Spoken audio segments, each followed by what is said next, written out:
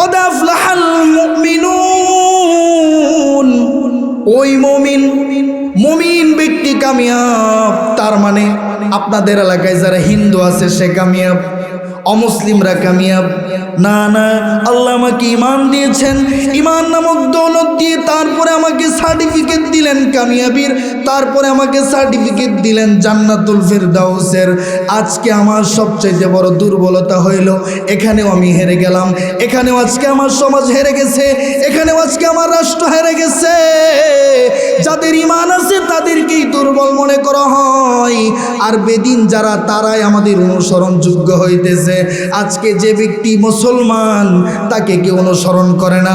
অনুসরণ হইল পাশ্চাত্যের, অনুসরণ হইল ইউরোপ আমেরিকার, অনুসরণ হইল ইংল্যান্ডের বড় বড় নামি দামি রাষ্ট্রগুলা, যাদের কোনোদিন মুখ দিয়া আল্লাহ শব্দ বের হয় না, যাদের জবান দিয়া কোনোদিন রসুলের নাম বের হয় না, তারাই আমাদের অনুসরণযোগ্য। মানে হইল আমি মুসলমান, জন্মসূত্রে মুসলমান হয়েছি তাই মুসলমান। যদি কাফেরের ঘরে জন্ম হইতো মুসলমানিত্ব গ্রহণ করতাম না, এমন একটা দুর্বল ভাব আমাদের। অথচ জেনে রাখেন আপনি মুমিন, আরশ আজিমের মালিকের কাছে আসমানের ঊর্ধ্ব জগৎ থেকে শুরু করে মাটির তলদেশ পর্যন্ত যত মাখলুকাত আছে, সমস্ত মাখলুকাতের চাইতে আল্লাহ তাআলার কাছে মুমিন ব্যক্তির দাম বেশি। হযরতে আব্দুল্লাহ ইবনে ওমর হাদিস বয়ান করে বলেন, কাবার সামনে গিয়া বলেন, আরে কাবা, মা আযমুকা ওয়া মা শানুকা, আরে কাবা তোর কত মান, তোর কত শান রে কাবা। সারা দুনিয়ার মানুষ তোর এক নজর দেখতে আসে, সমস্ত মানুষ আকাশ পথ দিয়ে আসে, কত মানুষ পানি পথ দিয়ে আসে, কত মানুষ হেঁটে হেঁটে তোরে দেখতে আসে। যারা যাইতে পারে না দুনিয়ার মানুষ তোর দিকে তাকায় নামাজ পড়ে রে কাবা। তোর কত শান, তোর কত মান কাবারে, জেনে রাখ তোর মান থাকতে পারে, আল্লাহর কাছে তোর দাম থাকতে পারে। খুদার কসম কাবা আমার আল্লাহর কাছে একটা মুমিনের চাইতে বেশি দাম তোর নয়। সূরাতুল মুমিনুন কোরআনুল কারীমের প্রসিদ্ধ একটি সূরা। এই সূরা থেকে 10টি 11টি আয়াত তেলাওয়াত করেছি। সূরাতুল মুমিনুন এটা কোরআনুল কারীমের 18তম পারায়। সূরাতুল মুমিনুন কোরআন শরীফের তরতিব অনুযায়ী 23তম সূরা। উক্ত সূরার মধ্যে 118টি আয়াত, 6টি রুকু রয়েছে। সম্মানিত উপস্থিতি, আপনারা এখানে যারা আছেন এবং আমার মাইকের আওয়াজ যত দূর যাবে, আমার আজকের আলোচ্য বিষয় হলো সূরাতুল মুমিনুন, যেটি কোরআনুল কারীমের 18তম পারায় উপস্থিত। আপনাদের কাছ থেকে আমি শুনতে চাই আজকে ছোট্ট পরিসরে যে আলোচনাটা করব, এই সূরাটার নাম কি? সূরাতুল মুমিনুন। সবাই একটু বলেন না, সূরাতুল মুমিনুন। কয় নাম্বার পারায় আছে এই সূরাটা? 18 নম্বর পারায় আছে। এই সূরার আলোচ্য বিষয় হলো, অর্থাৎ এই সূরাতুল মুমিনুনের মূল আলোচ্য বিষয়টা হলো আল্লাহ রাসূল সাল্লাল্লাহু আলাইহি সাল্লামের জীবন আদর্শর দিকে মানুষকে আহ্বান করা। সূরাতুল মুমিনুনের প্রেক্ষাপট, নাজিল হওয়ার প্রেক্ষাপট হলো আল্লাহ রাসূল সাল্লাল্লাহু আলাইহি সাল্লাম যখন আরব ভূপৃষ্ঠের উপরে আগমন করলেন, আরবের কাফের, বেদিন, অমুসলিম যারা ধন সম্পদের পিছেই পড়ে থাকে, অর্থ উপার্জন করাই তাদের সফলতা মনে করে, ব্যাংক ব্যালেন্স করাকেই সফলতা মনে করে, টাকা কুড়িকেই তারা সফলতা মনে করে, উঁচু উঁচু দালান কোটাকেই তারা সফলতার মাপকাঠি মনে করে। অপরদিকে হতদরিদ্র সাহাবী, যাদের মাথায় ভালো টুপি নেই, পরনে ভালো জামা নেই, খাবারের ভালো ব্যবস্থা নেই, মাথার উপরে ছাদ নেই, হতদরিদ্র সাহাবারা যেন ওই কাফের মুশরিকদেরকে দেখে তারা মনক্ষুণ্ণ হয়ে না যান।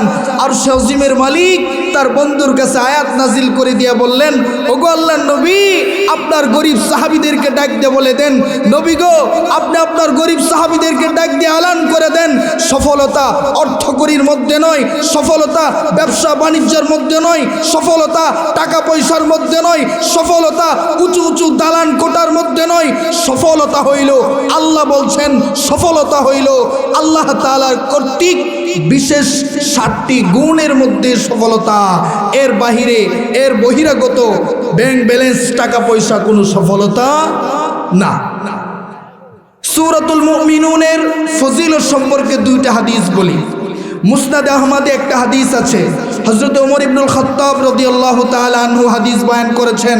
হযরত ওমর ইবনুল খাত্তাব বলেন, আল্লাহ রসুলের উপর যখন কোরআন অবতীর্ণ হইত তখন মৌমাছি মধুবল্লা যখন মধু আহরণ করে যেমন একটা গুনগুন গুনগুন আওয়াজ হয়, আমরা রসুলের পাশে একদিন বসা ছিলাম, দেখলাম এমন একটা আওয়াজ হলো, আমরা ভাবলাম রসুলের উপরে কোরআন অবতীর্ণ হচ্ছে, আমরা চুপচাপ বসে রইলাম, আয়াত অবতীর্ণ হইল। তারপরে আল্লাহ রসুল সাল্লাল্লাহু আলাইহি সাল্লাম আমাদের দিকে ঘুরে বসলেন। আল্লাহ রসুলের সুন্দর চেহারাটা, ফর্সা চেহারাটা রক্তিমাভা লাল বর্ণের হয়ে গেল। আমরা ভয় পেয়ে গেলাম, রসুল তো এমন কোনো সময় হয় নাই, এমন কেন হয়ে গেলেন? আল্লাহ রসুল আমাদের দিকে ঘুরে বসে তিনি দোয়া করলেন, আল্লাহুম্মা জিদনা ওয়ালা তানকুসনা ওয়া আকরিমনা ওয়ালা তুহিন্না ওয়া আতিনা ওয়ালা তাহরিমনা ওয়া আসিরনা ওয়ালা তুসির আলাইনা ওয়ারদিনা ওয়ারদু আন্না। আয় আল্লাহ, আপনি আমাদেরকে বেশি দেন, কম দিয়েন না। আল্লাহ, আপনি আমাদেরকে সম্মানিত করেন, অসম্মানী করিয়েন না। আল্লাহ, আপনি আমাদেরকে দান করেন, বঞ্চিত করিয়েন না। আল্লাহ, আপনি আমাদেরকে প্রাধান্য দেন, আমাদের উপরে কাউকে প্রাধান্য দিয়েন না। আল্লাহ, আপনি আমাদের উপরে সন্তুষ্ট হন। আল্লাহ, আপনি আমাদেরকে সন্তুষ্ট করেন। আল্লাহু আকবার বলেন। আল্লাহ নবী, বিশ্ব নবী সাহাবীদেরকে ডাক দিয়ে বললেন, সাহাবীরা, আমার উপরে এমন 10টি আয়াত অবতীর্ণ হয়েছে। এই 10টি আয়াতের মধ্যে মুমিনের 7টি গুণের কথা বলা হয়েছে। আল্লাহ রাব্বুল আলামিন এই 7 গুণে মুত্তাসিফ ব্যক্তিকে কামিয়াবির সার্টিফিকেট দিয়েছেন। সুবহানাল্লাহ বলবেন না? আরশে আজিমের মালিক তিনি আমাকে সার্টিফিকেট দিচ্ছেন, সফলতার নমিনেশন দিতেছেন। দুনিয়াবি হাইসিয়তে একটা এমপি নমিনেশন নেওয়ার জন্য কোটি কোটি টাকা ব্যয় করে, একটা চেয়ারম্যানের নমিনেশন নেওয়ার জন্য কোটি কোটি টাকা খরচ করে। আরশে আজিমের মালিক বিনা টাকায় আমাকে এমন 7টা গুণ দিলেন, যেই 7 গুণে গুণান্বিত ব্যক্তিকে আরশে আজিমের মালিক আল্লাহ সফলতার সার্টিফিকেট দিয়েছেন। শুধু সফলতা দেন নাই, আমাদের জীবনের সবচাইতে চূড়ান্ত টার্গেট জান্নাতুল ফেরদাউস। টুপি মাথায় পরলে গালি, মুখে দাড়ি রাখলে গালি, লম্বা জামা পরলে গালি, মাদ্রাসা করলে গালি, মসজিদে হক কথা বললে গালি। এত সব উপেক্ষা করে ইসলামত্বের মধ্যে টিকে থাকার উদ্দেশ্য একটা, আমার রবকে রাজি করে জান্নাতে যাব। আর সেই জান্নাতে যাওয়ার গুণ কয়টা? আওয়াজ করে বলেন না, গুণ কয়টা? 7টা গুণে মুত্তাসিফ ব্যক্তিকে আল্লাহ কামিয়াবির সার্টিফিকেট দিয়েছেন। 2 নম্বর হাদিস, হযরত আয়েশা সিদ্দিকা বর্ণনা করেন, সমস্ত সাহাবীরা হযরত আয়েশার কাছে এসে বললেন, আয়েশা, তুমি তো আল্লাহ রসুলের সবচাইতে কাছের স্ত্রী, সবচাইতে হিতাকাঙ্ক্ষী স্ত্রী, তোমার কাছে আমার রসুলের চরিত্র সম্পর্কে জিজ্ঞাসা করি, আমার রসুলের চরিত্রটা কেমন? হযরত আয়েশা উত্তর দিলেন, এই সাহাবীরা, আমার নবীর আদর্শ হইল কোরআনুল কারীম। সুবহানাল্লাহ বলেন। অতঃপর হাদিসের মধ্যে আসছে, হযরতে আয়েশা সিদ্দিকা সূরাতুল মুমিনুনের 10টা আয়াত তেলাওয়াত করে এই 7 গুণে আমার রসুল গুণান্বিত ছিলেন বলে দিয়েছেন। সূরাতুল মুমিনুন আল্লাহ 7টা গুণ কাদের ক্ষেত্রে বললেন? আল্লাহ বলেন, কদ আফলাহাল মুমিনুন। খুব ঠান্ডা মাথায় বুঝবেন। আফলাহা এটা আরবি গ্রামার অনুযায়ী মাজির সিগা, যেটা অতীত বোঝায়। এই আফলাহা মাজির সিগার শুরুতে যদি আরবি গ্রামার কদ শব্দ ব্যবহার হয়, এটা আবশ্যকীয়তা বুঝায়। আল্লাহ বললেন কদ আফলাহাল মুমিনুন, অবশ্যই অবশ্যই মুমিন বান্দা কামিয়াব হয়ে গিয়েছে। এখন বিষয় হইল সবচাইতে গুরুত্বপূর্ণ বিষয়, আজকে আমার দেশ, আমার রাষ্ট্র, আমার সমাজ, আমার পরিবার সফলতার মাপকাঠি কি বানিয়ে নিয়েছে? আমি সফল মনে করি অক্সফোর্ড বিশ্ববিদ্যালয়ে আমার ছেলেটা যদি প্রফেসর হয় তাহলেই সফল কাম। যদি বুয়েটে যদি প্রফেসর হয় তাহলেই কামিয়াব। 10টা গার্মেন্টসের মালিক সে মনে হয় কামিয়াব। গুলশান বনানীতে যার বড় বড় বাড়ি আছে সে ব্যক্তি কামিয়াব না। না, মুফাসসিরিন ইকরাম আফলাহা কামিয়াব শব্দের 2টা ব্যাখ্যা করেছেন, 2টা শব্দ দিয়ে কামিয়াব বোঝানোর চেষ্টা করছেন। 1 নাম্বার হইল, মনে রাখবেন, সফল হইল যে ব্যক্তির সমস্ত দুঃখ যাতনা দূর হয়। 2 নাম্বার হইল সমস্ত দিলের তামান্না আশা আকাঙ্ক্ষা পূরণ হয়। এখন আপনাদের কাছে আমার প্রশ্ন, পৃথিবীতে হযরত আদম নবী থেকে শুরু করে আমাদের পর্যন্ত একজন নবী গাউস কুতুব আবদাল কোনো বড় বড় বাদশা রাজা একজন বাইর করে দিতে পারবেন যার সমস্ত দুঃখ যাতনা দূর হয়েছে, সমস্ত আশা পূরণ হয়েছে? একজন মানুষ আছে? তার মানে কি এই দুনিয়াটাই সফলতার জায়গা না? এই দুনিয়াতে কেউ সফল কাম হয় না। আরো বেশি স্পষ্ট, যারা এই 7 গুণে গুণান্বিত ওলামায়ে কেরাম তারা আরো বেশি অশান্তিতে, বেশি মুসিবতে, ঠিক কিনা? বেশি নাকাম মনে করে। আরে তোর ছেলেটারে মাদ্রাসায় দিছস, ওটা আবার কি খাইবো? ওই তো ভাত খাইতে পারবে না। দিছস, ওই তো ভাত খাইবে না, না খাই মরে যাবে। আজকে এখনো পর্যন্ত আমার সমাজ চিনে নাই, এই আঙ্গুলটারে চিনে নাই। সমস্ত আঙ্গুলের উপর দিয়ে ঘুরে ওলামায়ে কেরাম তোমার জন্ম শুরু থেকে মৃত্যু পর্যন্ত সমস্ত গুরুত্বপূর্ণ অবদানগুলা টুপি দাড়িওয়ালারাই করেছিল। তোমার জন্ম যখন হয়েছে তখন আজানটা ওলামায়ে কেরামই দিয়েছিল। যখন তোমার বিবাহটা হয়েছিল ওলামায়ে কেরামই খুতবাটা দিয়েছিল। তোমার বিদায়ের শেষ নামাজটা ওলামায়ে কেরামই করেছিলেন। তোমাকে দাফনটা ওলামায়ে কেরামই করেছিলেন। আজকে সে ওলামায়ে কেরামকে ছোট চোখে দেখে মনে করা হয় এই গুণে যারা গুণান্বিত, টুপি রাখবে, দাড়ি পরবে, জুব্বা পরবে, লম্বা জামা পরবে, মানে হইল না কাম। আর কামিয়াবকে যার পোশাক হইল হাঁটুর উপরে, কামিয়াবকে যার বুকের দুধ দেখা যায়, কামিয়াবকে যে মনে করেন বেডঙ্গা করে চুল কাটছে। আমার উস্তাদ চুল কাটছেন একদম ছোট করে, এই যে আমার পাশে বসে আছেন, আমি চুল কাটছি ছোট করে, মানে নাকামরা বুঝে না দুনিয়া। দুনিয়া বুঝছে কে? যে চক্রা বকরা লম্বা করে চুল রাখছে সে ব্যক্তি কামিয়াব। স্টাইলিং করে কথা বলে, টাকটির জায়গায় ওয়াশরুম খাইবে, ওরাই মনে হয় কামিয়াব। এটা কি হয়েছে না বলে ওয়াও বলবে, ওই কামিয়াব। এটা আজকে আমার সমাজ, আমি বুঝে নিয়েছি এটাই। কিন্তু আল্লাহ রাব্বুল আলামিন বলেন না, সফলতা হইল বিশেষ কয়েকটা গুণের মধ্যে। কাদের জন্য সেটা বলছেন? কদ আফলাহাল মুমিনুন, ওই মুমিন ব্যক্তি কামিয়াব। তার মানে আপনাদের এলাকায় যারা হিন্দু আছে সে কামিয়াব, অমুসলিমরা কামিয়াব না। না, আল্লাহ আমাকে ইমান দিয়েছেন, ইমান নামক দৌলত দিয়ে তারপরে আমাকে সার্টিফিকেট দিলেন কামিয়াবির, তারপরে আমাকে সার্টিফিকেট দিলেন জান্নাতুল ফিরদাউসের। আজকে আমার সবচেয়ে বড় দুর্বলতা হইল এখানেও আমি হেরে গেলাম, এখানেও আজকে আমার সমাজ হেরে গেছে, এখানেও আজকে আমার রাষ্ট্র হেরে গেছে। যাদের ইমান আছে তাদেরকেই দুর্বল মনে করা হয়, আর বেদিন যারা তারাই আমাদের অনুসরণযোগ্য হইতেছে। আজকে যে ব্যক্তি মুসলমান তাকে কেউ অনুসরণ করে না।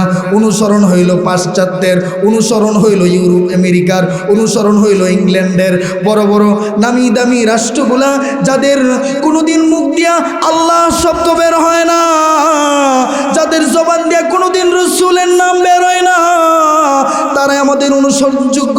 মানে হইল আমি মুসলমান, জন্মসূত্রে মুসলমান হয়েছি তাই মুসলমান। যদি কাফেরের ঘরে জন্ম হইতো মুসলমানিত্ব গ্রহণ করতাম না, এমন একটা দুর্বল ভাব আমাদের। অথচ জেনে রাখেন আপনি মুমিন, আরশ আজিমের মালিকের কাছে আসমানের ঊর্ধ্ব জগৎ থেকে শুরু করে মাটির তলদেশ পর্যন্ত যত মাখলুকাত আছে সমস্ত মাখলুকাতের চাইতে আল্লাহ তাআলার কাছে মুমিন ব্যক্তির দাম বেশি। হযরতে আব্দুল্লাহ ইবনে ওমর হাদিস বয়ান করে বলেন, কাবার সামনে গিয়ে বলেন, আরে কাবা মা আযমুকা ওয়া মা শানুকা, আরে কাবা তোর কত মান, তোর কত শান রে কাবা। সারা দুনিয়ার মানুষ তোর এক নজর দেখতে আসে, সমস্ত মানুষ আকাশ পথ দিয়ে আসে, কত মানুষ পানি পথ দিয়ে আসে, কত মানুষ হেঁটে হেঁটে তোরে দেখতে আসে। যারা যাইতে পারে না দুনিয়ার মানুষ তোর দিকে তাকায় নামাজ পড়ে রে কাবা। তোর কত শান, তোর কত মান কাবারে, জেনে রাখ তোর মান থাকতে পারে, আল্লাহর কাছে তোর দাম থাকতে পারে। খুদার কসম কাবা আমার আল্লাহর কাছে একটা মুমিনের চাইতে বেশি দাম তোর নয়। কারণ এই পৃথিবীতে যতদিন পর্যন্ত একটা মুমিন ব্যক্তি থাকবে, আসমান থাকবে, জমিন থাকবে, তুই থাকবি। আর এই কাবা যদি এই পৃথিবীর ভূপৃষ্ঠের উপর একটা মুমিন ব্যক্তি না থাকে, আসমান ভেঙে পড়ে যাবে, জমিন স্তব্ধ হয়ে যাবে, পাহাড় রুয়ের মতো উঠতে থাকবে, কাবা তুইও থাকবি না, তুইও থাকবি না। তোর চাইতে কোটি গুণ রব্বে কারিমের কাছে একটা মুমিন ব্যক্তির দাম হাজার হাজার গুণ বেশি। সুবহানাল্লাহ বলে। আজকে আমি আমার মুসলমানিত্ব ভুলে গিয়েছি।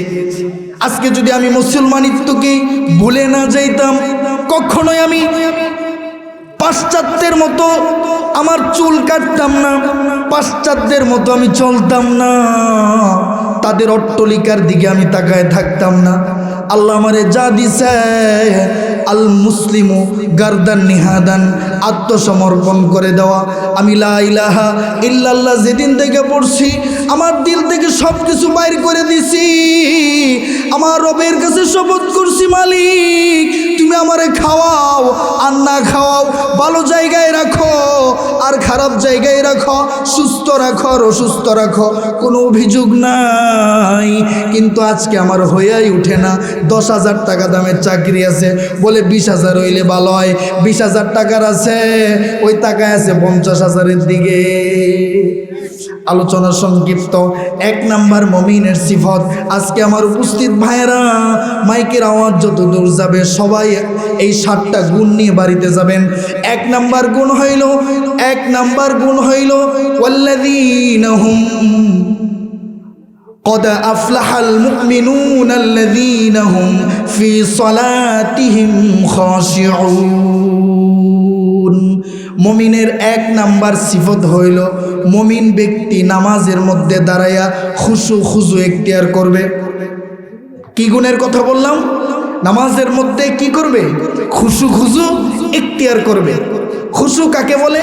খুশু বলা হয় দিল থেকে সমস্ত কিছু দূর করে রব্বে করিমের সামনে আল্লাহু আকবার বলে দাঁড়া যাও।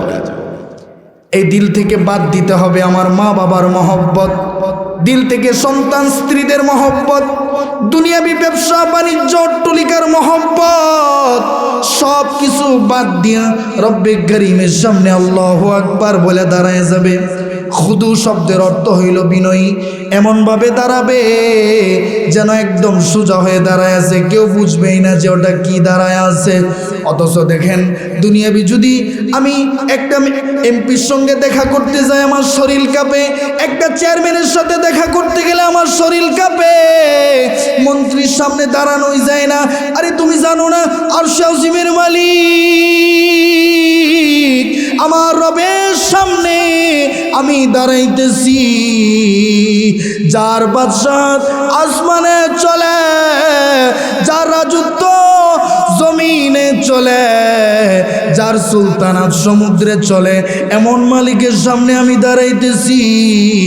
এই ভয় নিয়া বিনয়ের সাথে খুশুর সাথে দিল পরিষ্কার কইরা যে ব্যক্তি নামাজ পড়বে সেটাই হলো 1 নাম্বার গুণ।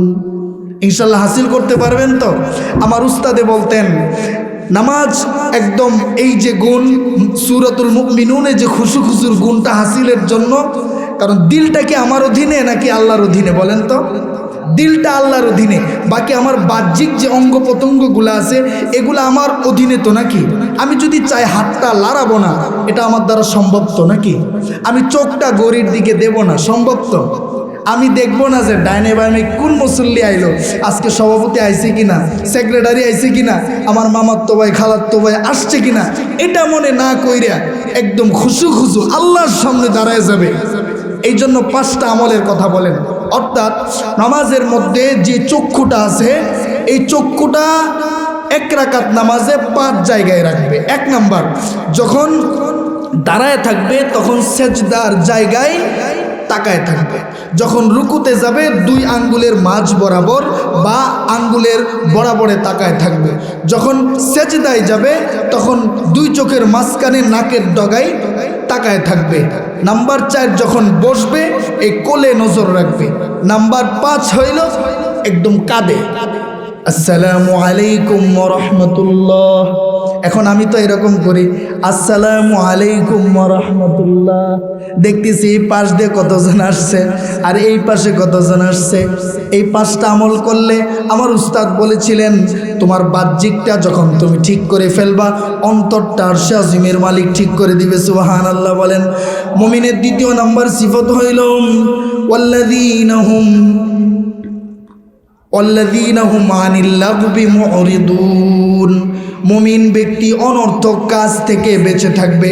আল্লাহর নবীর হাদিস, মিন হুসনিল ইসলামিল মারই তারকুহু মা লা ইয়ানিহি। আল্লাহ রাসূল বলেন ইসলামের মধ্যে সবচাইতে সুন্দর জিনিস হইল মানুষ অনর্থক কাজ থেকে বেঁচে থাকবে। ইমাম আবু দাউদ রহমাতুল্লাহি আলাইহি, যিনি সিহাসিত্তার একটি কিতাব হইল আবু দাউদ শরীফ, আবু দাউদ শরীফের মুসান্নিফ ইমাম আবু দাউদ রহমাতুল্লাহ আলাইহি বলেন উনার 3 লক্ষর উপরে সহিহ হাদিস মুখস্থ ছিল। 3 লক্ষ হাদিসের মধ্য থেকে বাছাই করে বিশেষ বিশেষ হাদিসের দ্বারা আবু দাউদ শরীফ 5000 হাদিস তিনি লিখেছেন। ওই 5000 হাদিসের মধ্যে তিনি 4টা হাদিস একদম ওই 3 লক্ষ হাদিসের নির্যাস বের করেছেন।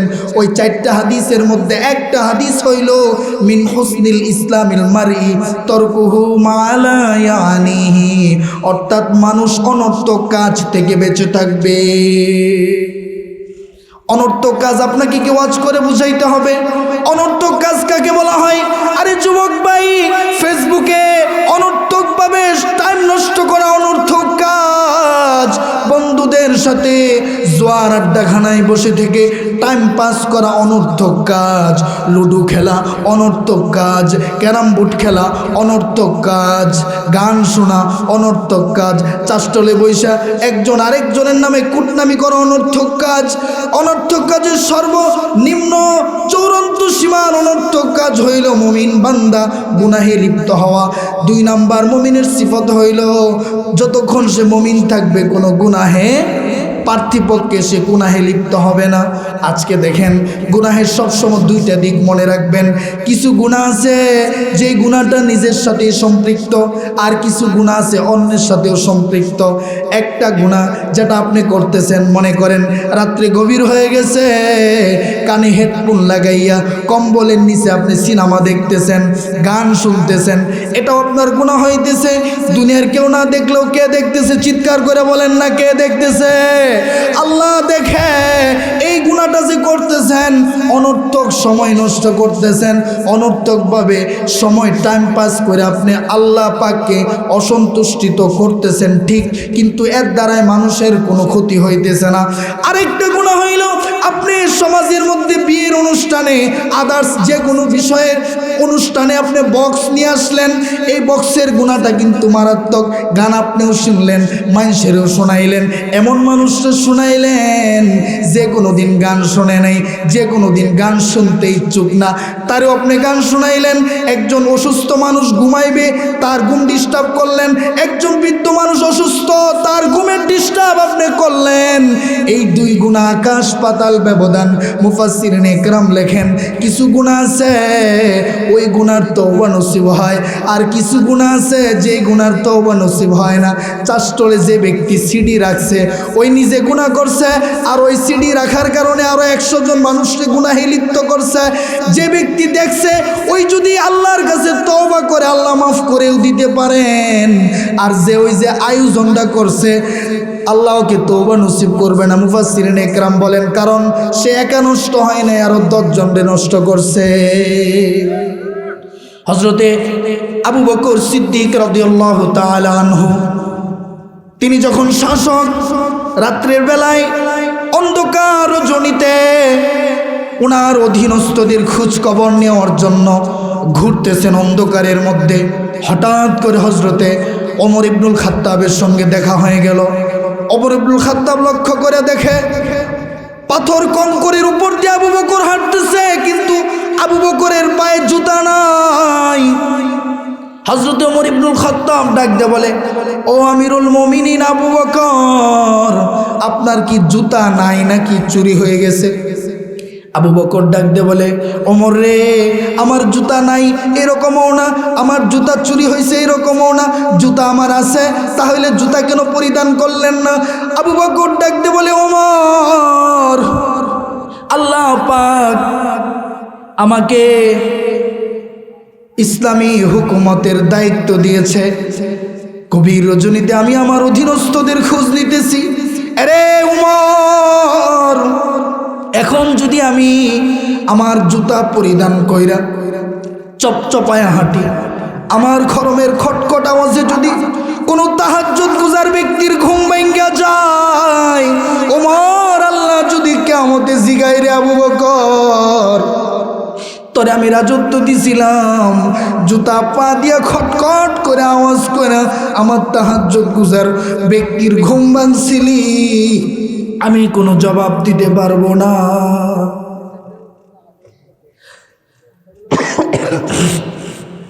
সম্মানিত উপস্থিতি, কোথায় পড়ে আছেন আপনি? আর সাহাবীরা কোথায় পড়েছিল? অনর্থক কাজের চূড়ান্ত সীমার অনর্থক কাজ হইল গুনাহে লিপ্ত হওয়া।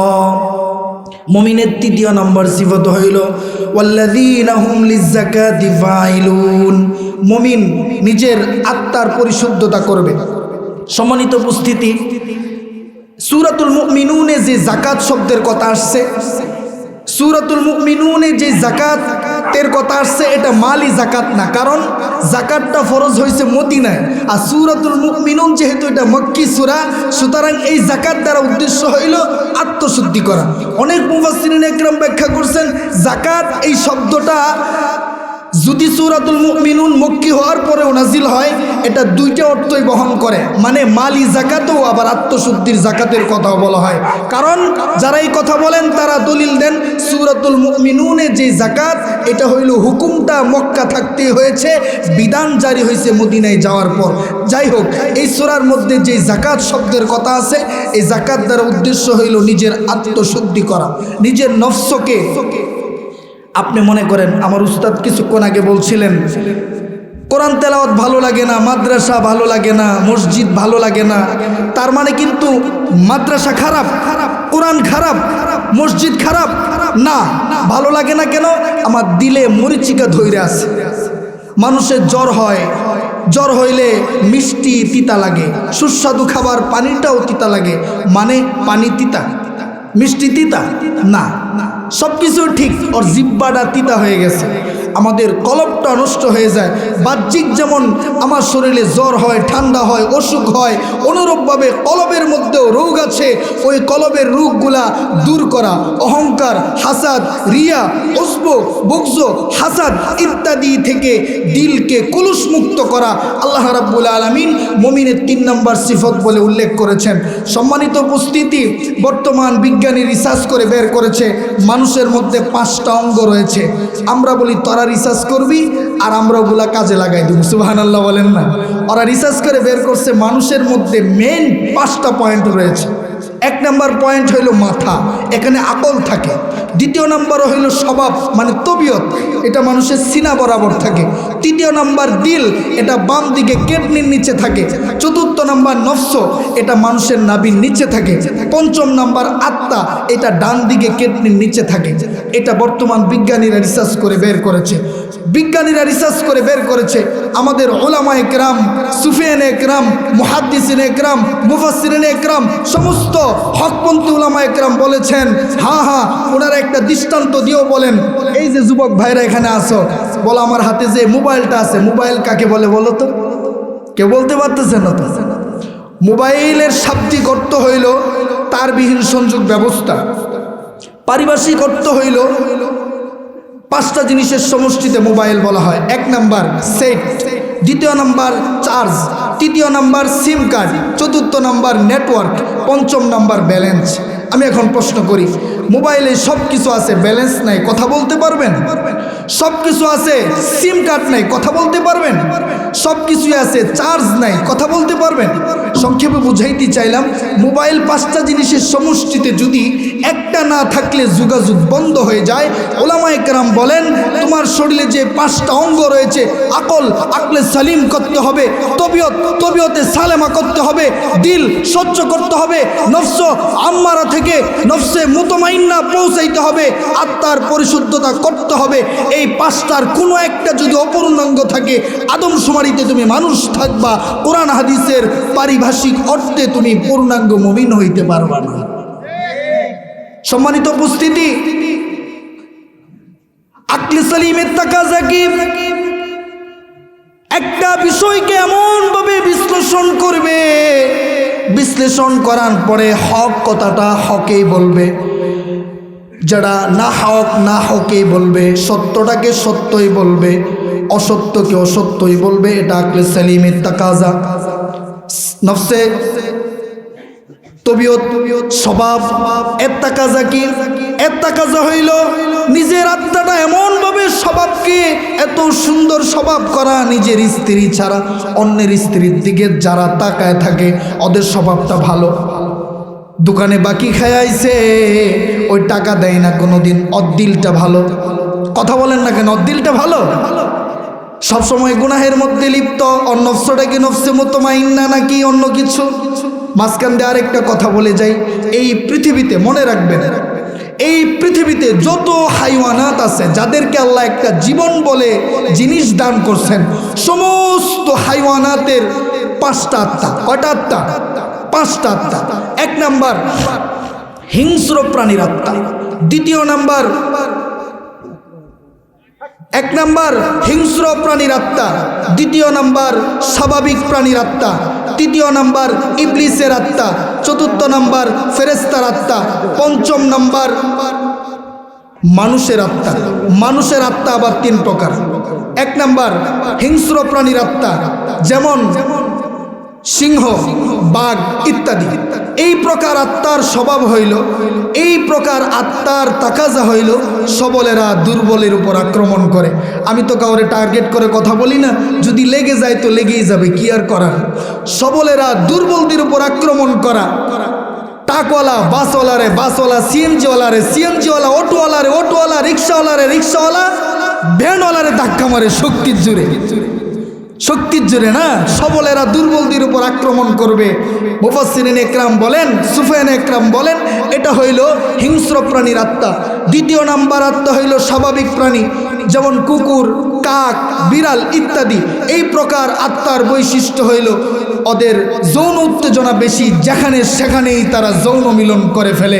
আমি বলতে চাই আমার দেশে তো এই অভ্যাসটা নাই, রাস্তাঘাটে চুমাচুমি করা, রাস্তাঘাটে ইফতিজিং যারা করে ওদের আত্মাটা কিসের আত্মা বলেন না? স্বাভাবিক প্রাণীর আত্মা। 3 নাম্বার আত্মা হইল ইবলিসের। এই প্রকার আত্মার বৈশিষ্ট্য হইল শুধু কুটনামি করে বেড়ানো, একজনের কথা আরেকজনের কাছে লাগায় দেয়। যারা কুটনামি করে ওদের আত্মাটা ইবলিসের। 4র্থ নাম্বার আত্মা হইল ফেরেশতাদের।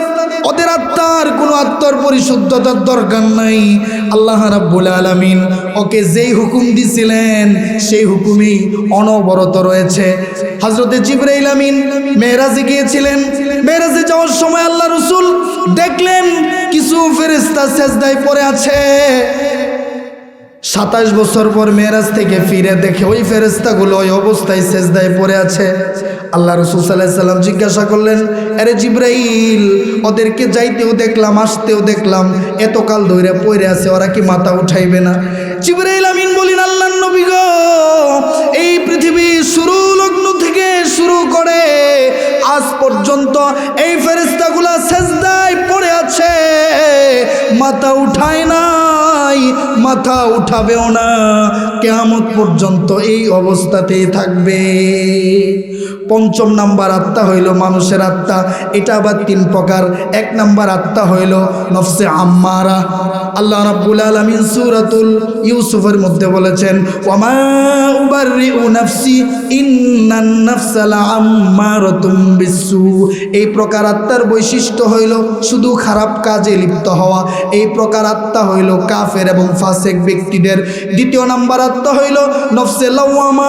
আল্লাহ রাব্বুল আলামিন সূরাতুল কিয়ামার মধ্যে বলেন, লা উকসিমু বিয়াউমিল কিয়ামাতি ওয়ালা উকসিমু বিন নাফসিল লাওয়ামা। এই প্রকারের আত্মা হইল মুমিন ব্যক্তিদের। একবার গুনাহ করে আবার তওবা করে, একবার গুনাহ করে আবার তওবা করে। ৩য় নম্বরের আত্মা মানুষের নফসে মুতমাইন্না। আল্লাহ রাব্বুল আলামিন সূরাতুল ফজরের মধ্যে বলেন, ইয়া আইয়াতুহান নাফসুল মুতমাইন্না ইরজিই ইলা রাব্বিকি রাদিয়াতাম মারদিয়া ফাদখুলি ফি ইবাদি ওয়াদখুলি জান্নাতি। নফসে মুতমাইন্না যারা আল্লাহর ওলি হয়ে যায়, আমার উস্তাদ বলেছিলেন, রাতের আধারে সেজদায় পড়ে থাকে, রবের কাছে কথোপকথন করে, তারা আল্লাহর ওলি। যারা খাস বিশেষভাবে আল্লাহর ওলি হয়ে যায়, তাদের দিল নফসে মুতমাইন্না হয়ে যায়। মুমিনের ৪ নম্বর সিফত হইল ওয়াল্লাযীনা হুম লিফুরুজিহিম হাফিজুন।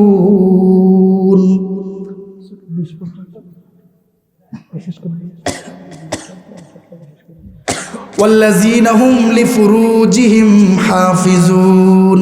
মুমিনের ৪র্থ নাম্বার সিফত হইল লজ্জাস্থান হেফাজত করবে।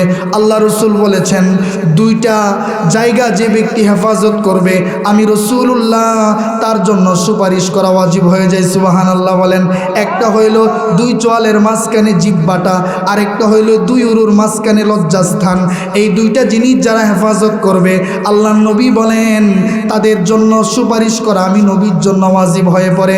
আমার উপস্থিতিরা, আমার সম্মানিত ভাইয়েরা, এই দুনিয়ার মধ্যে সামাজিকতা, সামাজিক প্রতিবন্ধকতা থাকার কারণে, সামাজিক দায়বদ্ধতা থাকার কারণে 2 উরুর মাঝখানে লজ্জাস্থানটা তো হেফাজত হয়, কিন্তু সামাজিক কোনো প্রতিবন্ধকতা না থাকার কারণে 2 চোয়ালের মাঝখানে জিহ্বাটার হেফাজত হয় না। নাম্বার 5 হইল মুমিনের সিফাত ওয়াল্লাযীনা হুম লিআমানাতিহিম। আমানতের হেফাজত করবে। সম্মানিত উপস্থিতি, আমানত বলতে কি বুঝেন? আপনি আমানত বলতে বুঝেন, আমার উস্তাজে মুকাররম কারি সফিরউদ্দিন হাফিজাহুল্লাহ আমার কাছে 10,000 টাকা রাখছেন, এটা আমানত।